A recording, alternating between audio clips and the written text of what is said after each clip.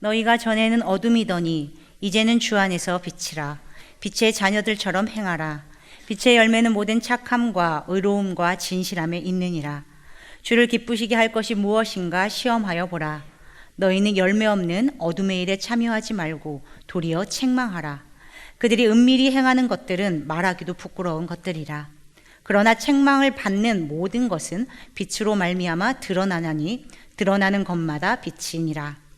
그러므로 이르시기를 잠자는 자여 깨어서 죽은 자들 가운데서 일어나라. 그리스도께서 너에게 비추이시리라 하셨느니라. 아멘. 3일 동안 행복했습니다. 네. 정말 제가 오랫동안 목회하는 교회에 그냥 강단에 선 것 같은 느낌이기도 하고, 또 처음 뵙는 분들도 많은데 오래 함께 신앙생활을 했던 우리 교우들 같습니다. 우리가 어려운 일을 닥치면 그러면 신앙의 중심을 분명하게 붙잡는 일이 대단히 중요합니다. 사실 어려운 일이 하나님이 우리에게 주신 은혜의 통로가 되는 경우가 대부분입니다. 믿음만 분명히 붙잡으면 그러면 반드시 그렇게 역사하십니다. 코로나19로 인해서 참 어려웠을 때 솔직히 도대체 앞으로 어떻게 될까?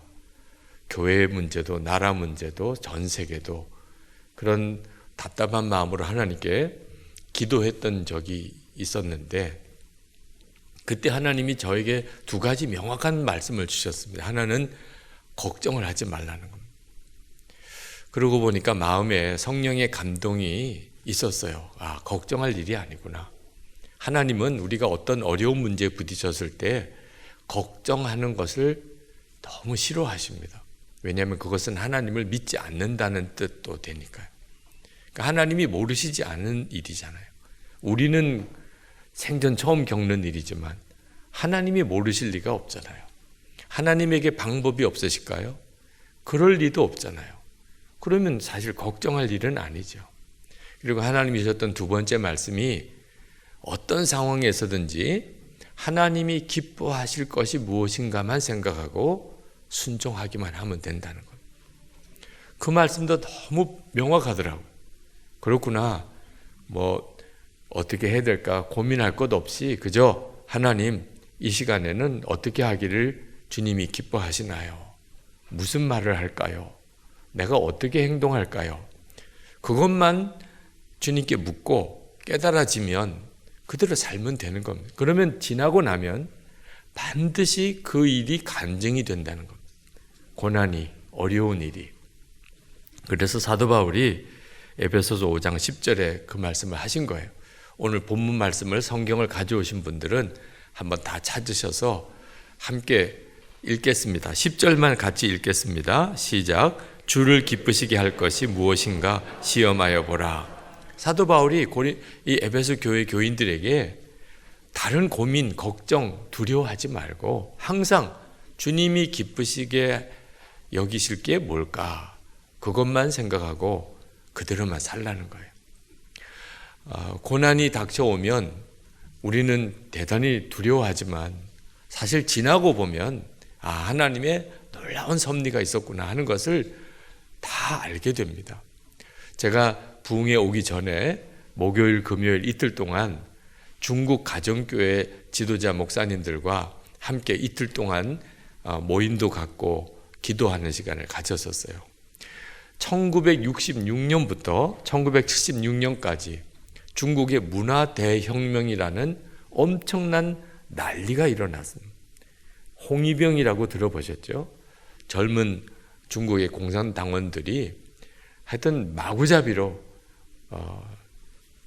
공산당 정권에 뭔가 걸린다고 생각하면 사람도 죽이는 일도 많았고 폭행은 말할 수도 없었는데, 그때 중국 교회가 또 교회 지도자들이 말할 수 없는 수모를 겪었습니다. 근데 그 전에 그 문화 대혁명이 일어나기 전에 중국이 공산화되고 중국 정부가 교회를 자기 손아귀에 넣으려고 예수를 믿지 말라 그러면 그건 말도 안 되는 일이 될 테니 공산당 통제를 받는 교회를 만들었습니다. 그게 삼자교회라는 교회예요. 공산당 지배를 받는 교회죠.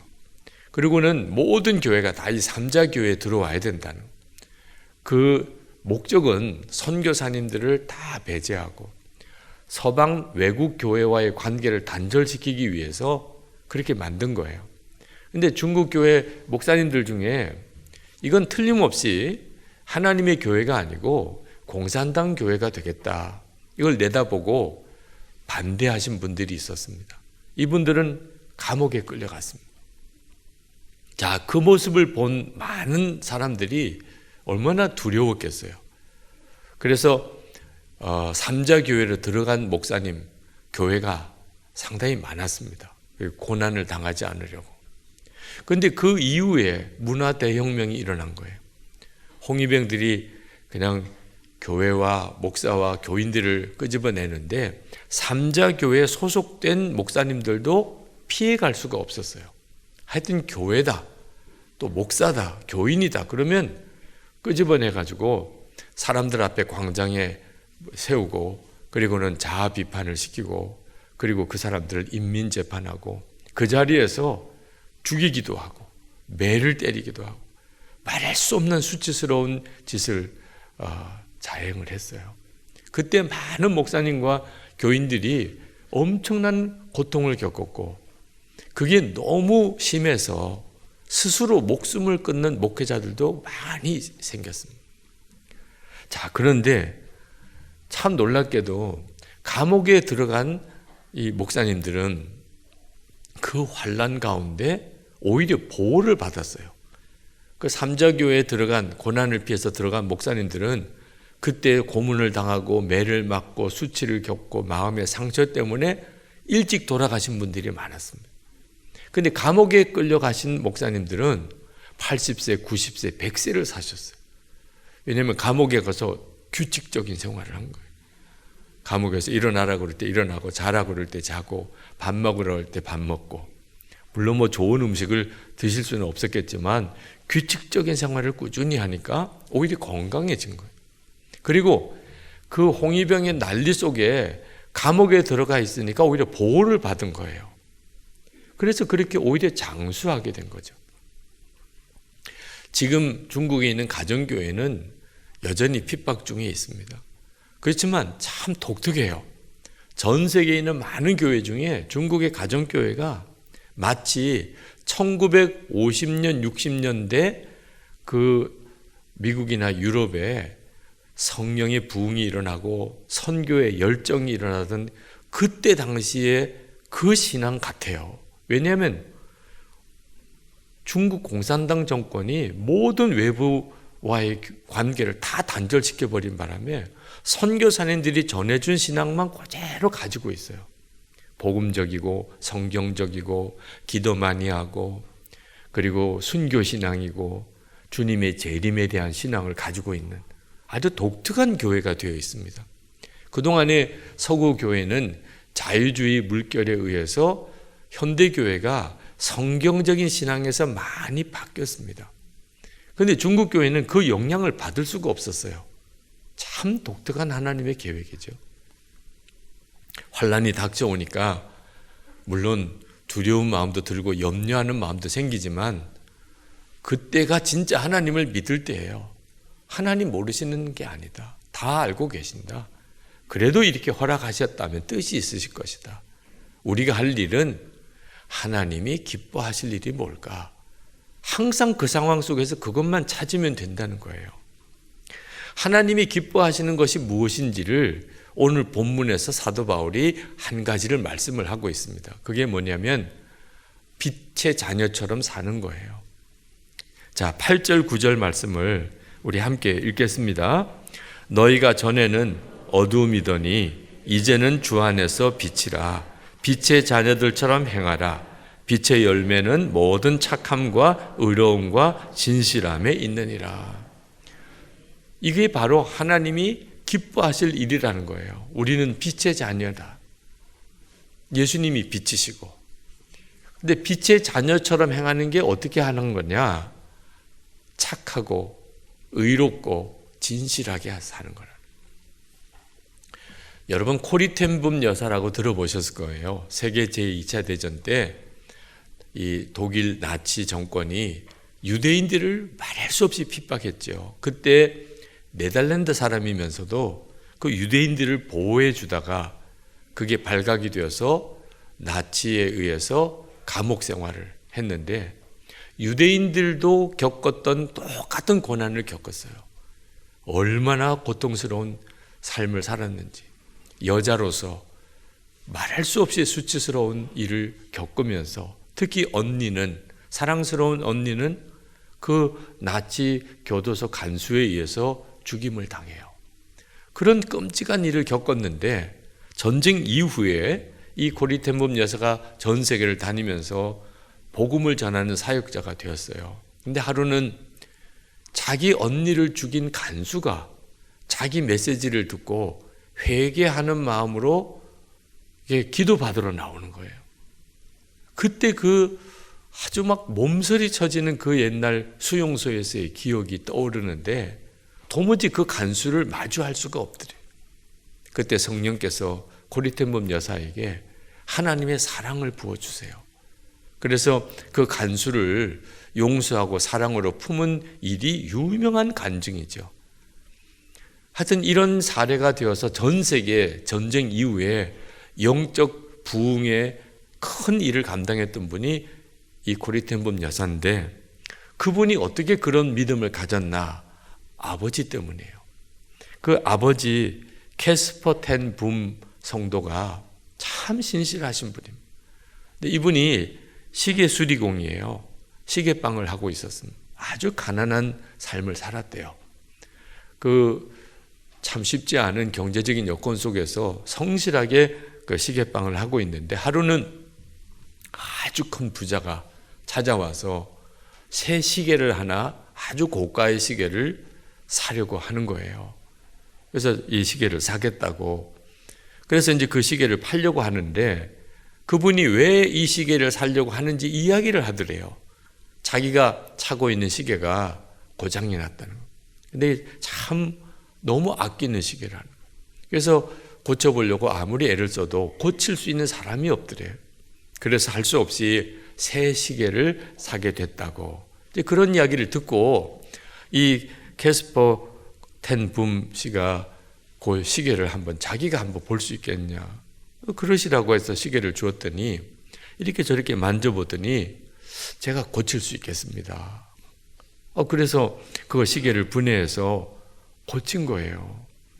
그리고는 이게 고쳐졌으니 그럼 이 시계를 그냥 차시고 이 시계 새로 사실 필요는 없겠습니다. 그래서 시계를 못 팔았어요. 그걸 지켜본 코리텐붐 여사 딸이죠. 아빠한테 얼마나 야단을 쳤는지 아빠 정신 나갔어요. 아니 그 시계 팔면 우리가 한동안 어려움 없이 살 수 있는데 아니 그 시계를 왜 고쳐줘요? 새 시계를 팔지. 그때 이 캐스퍼 텐 붐 씨가 딸에게 얘야 하나님이 어떤 걸 더 기뻐하셨겠냐. 그 시계를 고칠 수 있는데 그냥 못 고치는 척 하면서 그 돈 벌려고 새 시계를 파는 것을 보시는 하나님이 기뻐하시겠냐. 아니면 고칠 수 있으니까 고쳐서 쓰세요. 그래서 그 시계를 고쳐준 것을 하나님이 기뻐하시겠냐. 우리 그리스도인은 돈을 많이 벌기 위한 목적으로 사는 게 아니란다. 항상 어떤 게 하나님이 더 기뻐하실 일일까? 그것을 위하여 사는 사람이란다. 이 코리텐붐 여사가 아버지로부터 받은 큰 신앙의 유산이 많은 중에 하나를 간증을 했던 내용이에요. 여러분, 우리는 어떤 상황에서든지 예수를 믿는 우리는 항상 기준이 분명해야 돼요. 특히 어려운 때일수록 그렇습니다. 하나님이 어떤 걸 더 기뻐하실까? 시험이 생기고 또 어떤 어려운 문제가 생길 때는 이렇게 해야 되나 저렇게 해야 되나 고민할 때가 있죠. 그때 기준은 하나님이 어떤 걸 더 기뻐하실까? 말 한마디라도 무슨 행동 하나라도 하나님이 기뻐하실 일을 그것을 구하고 그리고 깨달아지면 그대로 순종하는 것이 그게 복을 받는 비밀이에요. 하나님이 진짜 살아계시다면 당연히 하나님이 기뻐하시도록 사는 사람을 얼마나 복을 주시겠어요. 하나님이 기뻐하시는 것을 구하지도 않는 사람에게 하나님이 어떻게 복을 주시겠어요? 하나님이 진짜 살아계시다면. 여러분은 착하고 의롭고 진실하십니까? 여러분 스스로 한번 대답해 보세요. 여러분 주변에 있는 사람, 가족들에게 또는 여러분 직장에서 또는 교우들에게 여러분은 착하십니까? 의로우십니까? 진실하십니까? 만약에 여기에 대해서 선뜻 자신 있게 대답을 못 하시겠다면 이게 바로 환난과 시험보다도 더 큰 문제예요. 어려운 문제, 환난 또는 시험 닥쳐올 때 야, 큰일 났다. 하나님은 그게 큰일 난 게 아니에요. 내가 착하지도 의롭지도 진실하지도 않구나. 그게 하나님이 보시기에는 큰일 난 거예요. 이 세상 사람하고 똑같은 거죠. 하나님의 자녀는 빛의 자녀인데 어두움의 세상 사람과 사는 게 다를 바가 없어요. 이렇게 사는 것을 성경은 영적으로 잠들었다고 말하는 거예요. 14절 말씀을 그 앞부분만 한번 읽겠습니다.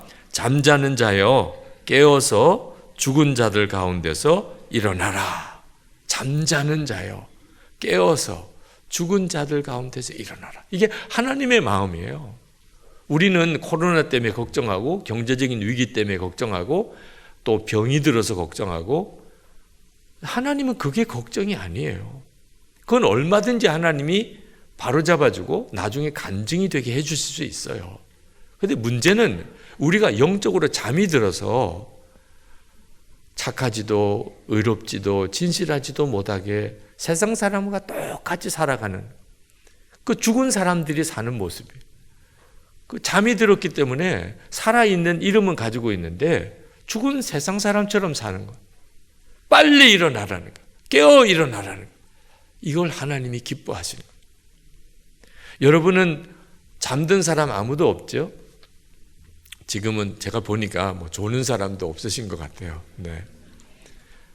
목사님, 우리가 잠들었다면 이렇게 교회 와서 예배나 드릴 수 있겠습니까? 맞아요. 오늘 여러분이 주일 예배 드리는 이 모습은 여러분이 깨어 있는 모습이죠. 그런데 문제는 자다가도 잠깐 깰 수 있다는 겁니다.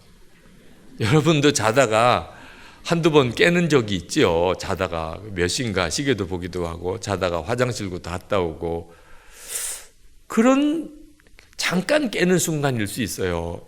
예배드리기 전까지는 세상 사람처럼 살다가 예배드릴 때는 은혜도 받고 말씀도 듣고 회개도 하고 결단도 하고 그때는 깨어 있는 것 같아요. 근데 예배 끝나고 난 다음에 다시 잠들어요. 그러면 사실은 계속 잠자는 것과 똑같아요. 자다가 잠깐 몇 번 깬 거죠. 여러분 이렇게 사는 일이 우리에게 대단히 심각한 문제예요. 웨슬리 목사님이 잠자는 자여 깨어 일어나라 그 제목으로 설교를 하신 적이 있는데 웨슬리 목사님이 잠자는 자는 어떤 사람인가 6가지를 이야기하셨어요. 첫 번째로 비참한 족쇄에 결박되어 있는데도 자기는 자유롭다고 생각하는 사람. 두 번째, 사탄이 그 영혼을 완전히 소유하고 한번 떨어지면 다시 나올 수 없는 지옥이 그를 삼키려고 입을 벌리고 있음에도 편안하다고 말하는 사람. 세 번째, 하나님의 형상을 잃어버린 채 타락에 머물러 있지만 다가오는 징벌을 피하라는 하나님의 경고를 결코 마음에 두지 않는 사람. 네 번째, 영혼의 내면에서 진지하게 내가 어떻게 해야 구원을 얻겠습니까? 라는 부르짖는 일이 없는 사람. 다섯 번째, 좋은 것 나쁜 것 분별할 세련된 영적 지각을 가지지 못했고 눈이 있어도 보지 못하고 귀가 있어도 듣지 못하는 사람. 여섯 번째, 하나님을 인격적으로 만나지 못하고 주님의 음성을 들은 일도 없고 생명의 말씀을 손으로 만진 체험도 한 적이 없는 사람, 이런 사람을 잠자는 사람이라고 해요. 혹시 오늘 웨슬리 목사님의 설교의 기준에 나도 거기에 해당되는데 이렇게 생각이 되신 분이 있으면 이건 심각한 문제예요. 여러분 자신이 잠자는 상태에 있는지 아닌지 금방 알 수 있어요. 여러분 지난 2022년 한 해를 살았잖아요. 근데 정말 꿈꾸는 것 같이 한순간에 지나갔어. 이런 느낌이신 분, 2022년 정말 그 해가 있었지. 그런데 뭐 했지? 무슨 일이 있었지? 하나도 기억나는 게 없어요. 지난 10년 어느 순간에 지나갔어요. 내가 나이가 지금 65세인데 돌아보니까 65세 지난 세월이 한순간에 지나갔어요. 이렇게 느껴지시는 분, 지금 잠자고 있는 거예요. 잠자고. 잠깐 깨서 보니까 시간이 이렇게 지나간 거예요. 벌써 2023년이네. 올해도 벌써 3월 말이 됐네. 잠깐 깬 거예요. 자다가. 그러다가 눈 떠보니까 주님 앞이에요. 이렇게 사는 거예요. 이게 얼마나 두려운 일인가를 아셔야 돼요. 여러분 운전하다가 잠깐 졸아도 큰 사고가 나잖아요.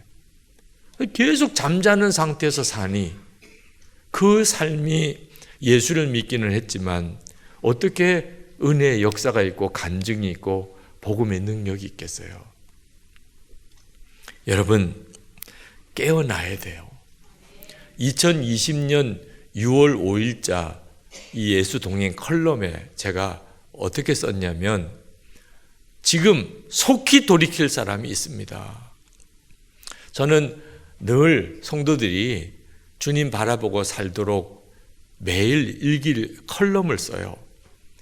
페이스북에도 올리고 예수 동행 일기 앱에도 올립니다. 근데 그날도 제가 동행 일기 컬럼을 하나 이제 준비를 했는데 새벽 기도하다가 하나님이 제 마음에 아주 강하게 마음을 주시는 것이 있는데 지금 속히 돌이켜야 할 사람이 있다는 거예요. 가지 말아야 될 길을 가고 있는 사람, 속히 돌이키세요. 하지 말아야 될 일을 하고 있는 사람, 속히 돌이키세요. 품지 말아야 될 마음을 품고 있는 사람, 속히 돌이키세요. 혼자가 아닙니다. 허다의 많은 증인들이 보고 있습니다. 예수님께서 마음에 계십니다. 정신 차리세요. 그런 마음이 새벽 기도하는 중에 드는데 누군가에게 하시는 말씀 같아요. 그래서 오늘은 이 말씀을 컬럼에다가 써야 되겠구나. 그래서 그날 컬럼을 썼어요. 누구에게 하는 말씀일지는 모르겠지만 하여튼 누군가가 이 말씀을 들으면 좋겠다. 그런 사람이 있나 보다. 그랬는데 한 2년쯤 지나서 저희 선한목자교회에 목사님 한 분이 새로 부임해 오셨어요. 부목사님으로. 근데 어느 날 제가 어디를 가야 되는데 그 부목사님이 제 차를 운전을 해 주셨습니다. 근데 운전을 해 주시다가 가는 도중에 목사님 꼭 감사하다는 인사를 드리고 싶었습니다. 그러는 거예요. 왜 그렇습니까? 그랬더니 2020년 6월 4일 자기는 모든 것을 다 포기하려고 생각을 했었대요. 부부관계도 가족도 교회 사역도 완전히 다 마음에 낙심이 되고 자기는 이제 더 이상 이길 힘이 없다고 생각하고 이젠 다 끝장내자, 포기하자 그렇게 생각했었다는 거예요. 근데 6월 5일 아침에 늘 그냥 보던 페이스북 컬럼이 자기 페이스북에 이렇게 떴는데 깜짝 놀랐다는 거예요. 지금 속히 돌이켜야 될 사람이 있습니다. 지금 가지 말아야 될 길을 가고 있는 사람 돌이키세요. 지금 하지 말아야 될 일을 하려고 하는 사람 돌이키세요. 지금 품지 말아야 될 마음을 품고 있는 사람 돌이키세요. 속히 돌이키세요. 혼자가 아니에요. 많은 증인들이 보고 있어요. 예수님의 마음에 계셔서 다 알고 계세요. 정말 자기에게 주님이 아주 우레 같은 목소리로 말씀하시는 것 같았어요. 얼마나 놀랐는지. 그리고 정신이 차려져서 보니까 내가 지금 무슨 일을 하려고 하는 거야. 그때 그렇게 깨달아지더라고요. 그래서 다시 자기가 삶의 방향을 바로 잡고, 그리고 그렇게 크게 실수하고 후회할 일을 하지 않게 됐다고. 그러다가 어떻게 2년 뒤에 선한 목적에 부목사로 오게 되었는데, 목사님 만나 뵈면 그때 일을 목사님은 모르시겠지만 그런 일이 저기에 있었다는 걸 꼭 말씀드리고 인사드리고 싶었다고. 여러분, 정신 똑바로 차려야 될 때가 있습니다. 오늘도 여러분 중에 지금 진짜 하나님이 기뻐하실 일이 뭔지를 정신 차려서 분별하지 않으면 큰일 날 일을 하고 있는 분, 아무도 모르니까 세상 사람들이 하고 있는 그런 삶, 은밀한 죄를 짓고 사는 삶, 기도 없이 말씀 없이 그냥 온 시간을 세상 뉴스 보고 영상 보고 그렇게 사는 삶, 그저 돈 버는 데만 시간 다 버리는 삶. 정말 정신 차려야 되는 거죠. 사도 바울은 주님을 기쁘시게 할 게 뭘까 늘 생각해 보라. 우리가 영적으로 잠이 든 현상 중에 대표적인 것이 이게 불평과 원망이 많아지는 겁니다.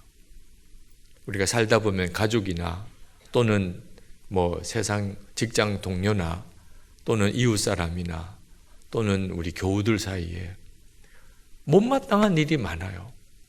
왜 저렇게 살까? 왜 저렇게 문제가 많을까? 왜 나를 이렇게 힘들게 할까?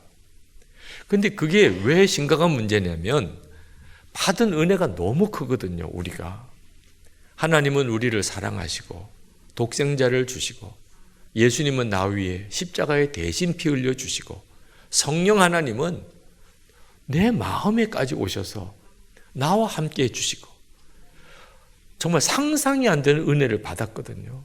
그런데 받은 은혜는 조금 더 생각이 안 나고 누가 나에게 잘못한 거, 힘들게 하는 거, 그런 것들만 그냥 생각나는 그 상태가 절대 복이 있는 상태가 아니라는 거예요.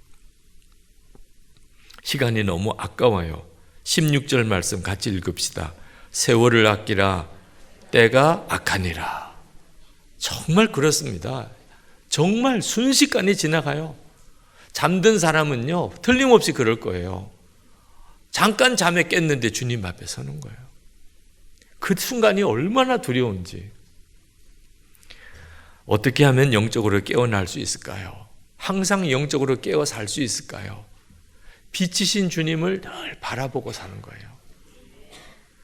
14절 다시 한번 처음부터 끝까지 읽어봅시다. 그러므로 이르시기를 잠자는 자여 깨어서 죽은 자들 가운데서 일어나라. 그리스도께서 너에게 비추이시리라 하셨느니라. 여러분, 예수님은 빛이세요. 그래서 우리가 주님을 바라보면 빛을 경험해요. 그래서 나 자신을 보게 되고 영적으로 깨어나게 돼요. 그런데 주님이 빛이시라도 주님을 바라보지 않고 세상을 바라보면 빛이신 주님이 오히려 내게는 그늘이 지게 만들어요. 그래서 심령이 상해요. 세상 사람과 똑같이 살아요. 한 번은 어떤 분이 저에게 메일을 보냈는데 읽다가 깜짝 놀랐어요. 목사님, 사실 저는 목사님을 바로 앞에서 뵙고 한 5분 정도를 함께 걸었던 적이 있습니다. 그날 저는 아이 손을 잡고 역을 향해 걸어가고 있었습니다. 그런데 앞서 가시는 분이 약간은 느린 듯한 걸음으로 휘청휘청 걸어가고 있었고 사람들이 인사하기에 누군가 했는데 목사님이셨습니다. 무언가 생각하시며 혼자 걸으시는 모습이 인상적이었습니다. 저는 따르고 싶은 선배님으로 생각하고 있었기에 앞서지 않고 길이 갈라지는 순간까지 숨죽이며 목사님 뒤에 있었지요. 소름이 끼치더라. 아니, 제가 지하철 타고 어디를 갔다 오는 길에 누군가가 내 뒤에서 계속 나를 5분 정도 따라오면서 그렇게 지켜봤다는 거예요. 그때 제 모습이 어떤 모습이었을까? 약간은 느린 듯한 걸음으로 휘청휘청 걸어가고 있었. 좀 씩씩하게 좀 걸었으면 얼마나 좋았을까? 그 모습, 그런 글을 읽는데 너무 창피한 느낌도 들어요. 그러면서 생각이 들더라고. 나만 나를 모르는 거지. 다른 사람은 다 나를 보고 있어요. 그걸 정말 깨달아야 되겠구나. 내가 어떻게 살고 있는지, 잘 살고 있는지, 지금 못 살고 있는지 다른 사람은 다 알아요. 가족들이 알고 있고 주변 사람이 다. 나만 모르는 거예요. 나만. 근데 사람들은 제 외모만 보는 거죠. 걸음걸이가 어떠냐, 표정이 어떠냐. 근데 주님은 제 마음 내면까지 다 보세요. 그래서 예수 동행 일기를 쓰게 된 거예요. 빛이신 주님을 날마다 바라보지 않으면 그러면 영적인 잠든 삶을 살아요.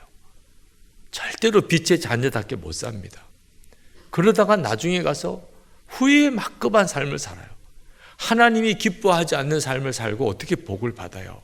그래서 항상 주님을 바라보고 살아야 되겠다. 매일 주님을 바라보고 내 삶을 돌이켜 봐야 되겠다. 그래서 예수 동행 일기를 쓴 겁니다. 여러분 오늘도 일어나서 교회 올 때까지 거울을 아마 여러 번 보셨을 거예요. 그죠? 다 그런 모습이에요. 머리도 잘 다듬으셨고 또 화장도 잘 나오셨네요. 네, 잠옷 입고 오신 분도 없으시고 다 거울 보고 오늘 내가 예배드리러 가야 되는데 혹시 뭐 묻지는 않았나, 머리는 흐트러지지 않았나, 옷은 잘 입고 가나. 그러니까 우리가 이렇게 사는 거예요. 거울을 늘 보고 사니까. 영적으로도 똑같아요. 만약에 여러분이 아마 하루를 거울을 안 보고 살았다. 아침에 눈 뜰 때부터 저녁까지. 그러면 사람들이 여러분을 보고 저 사람 정신없이 사네. 어떻게 머리는 저렇게 하고 뭐 묻었는지도 모르고 어떻게 또 옷은 저런 옷을 입고 그럴 거예요. 하루만 거울을 안 보고 살아봐요. 일주일을 거울을 안 본 사람 아마 여러분 이야기하고 싶지도 않을 거예요. 일주일을 거울을 안 보고. 한 달 동안 거울을 안 보고 산 사람 아마 여러분 피해서 돌아가요.